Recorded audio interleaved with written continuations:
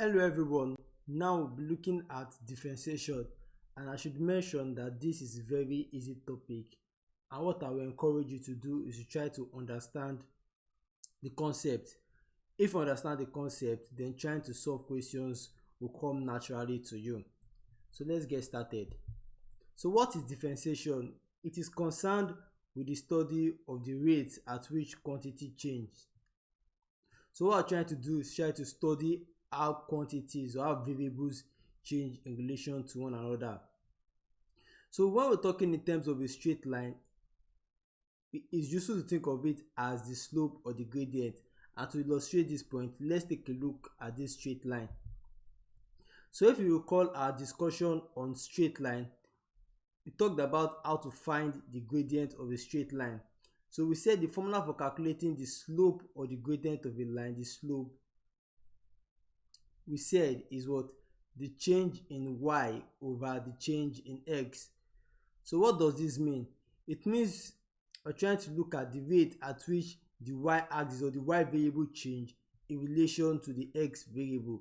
So if we pick any 2 points on the line, as you can see here, this first point we label the coordinates as x1 and y1, and this second point we label the coordinates as x2 and y2.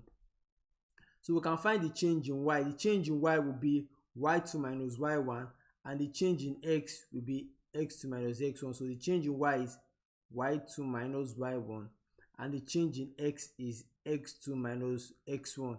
I should iterate that this sign here that looks like a triangle means delta, and what it represents is the change in.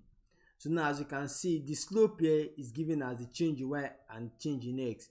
So when we're talking about differentiating the equation of a straight line, what we're really trying to study is what is really the slope, or how the y-axis change in relation to the x-axis. So to give you a good idea, let's take a look at a practical example. And in this example, we are given a distance and a position and a time curve here.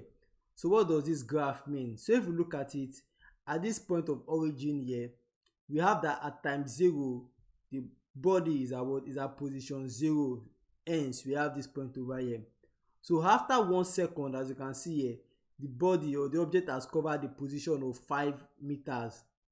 So after 2 seconds, it has covered a distance of 10 meters. After 3 seconds, 15. After 4 seconds, 20 meters. And after 5 seconds, 25 meters. Now after 6 seconds, it's still at distance of 25 meters.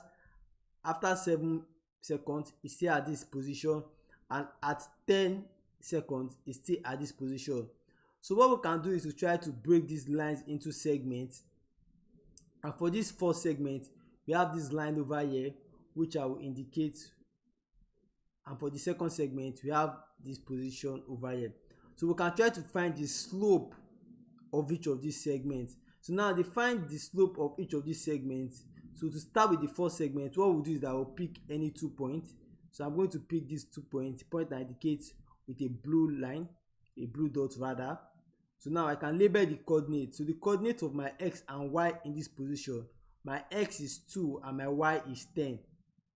At this position here, my x is 4 and my y is 20. So the slope,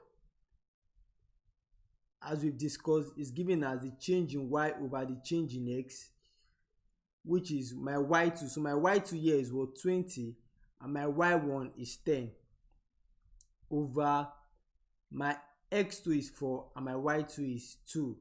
So I'm left with what? I'm left with 10 over 2, and that gives me 5, and the unit is going to be meters per second. So as you can see, this gives me the velocity or the speed. And when I tell you that a body or an object is moving at a speed of 5 meters per second, what does this tell you? It tells you that for every second, it covers a distance of 5 meters. So as you can see, this tries to study the rate of change of a position, in this case, with time.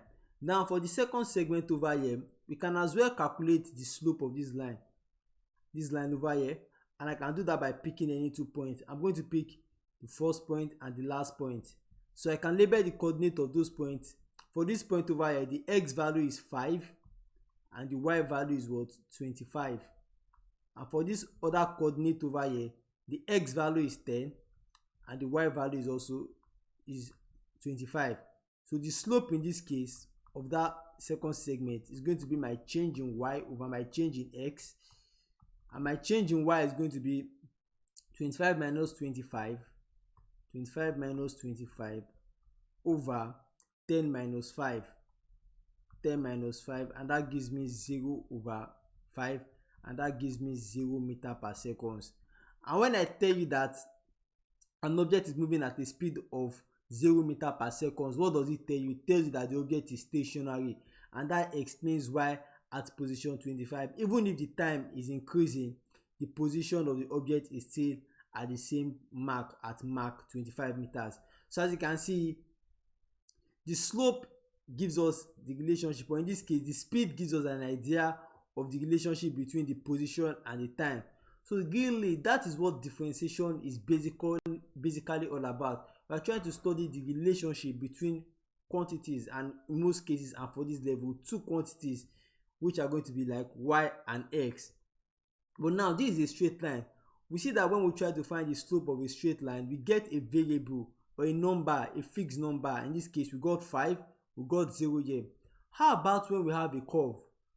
How do we find the slope of a curve? So now when we have curve, like you can see here, we have different curves here. There is no way we can try to find the slope by picking 2 points and try to calculate the slope. That would be erroneous, and that is when differentiation comes in really handy. So with differentiation, we can try to calculate the gradient of a curve.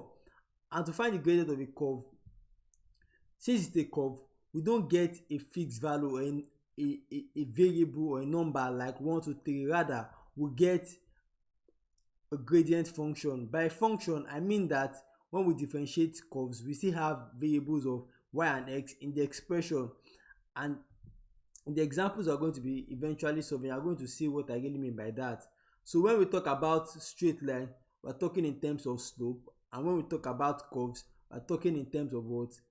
Gradient functions. So that is what basically differentiates a straight line and a curve. But it's useful for you to think of differentiation as a way of finding the slope of lines and curves, and it comes in really handy, and is a very useful way to think about it. So that we're going to be talking about. So in this section, we're going to be looking at first the limit of a function. How do we find the limit of a function? Before we delve into differentiation of explicit, algebraic, and simple trigonometric functions, we are only going to look at sine, cosine, and tangent. Then we are going to move on to the rules of differentiation before we talk about the concept of higher derivative.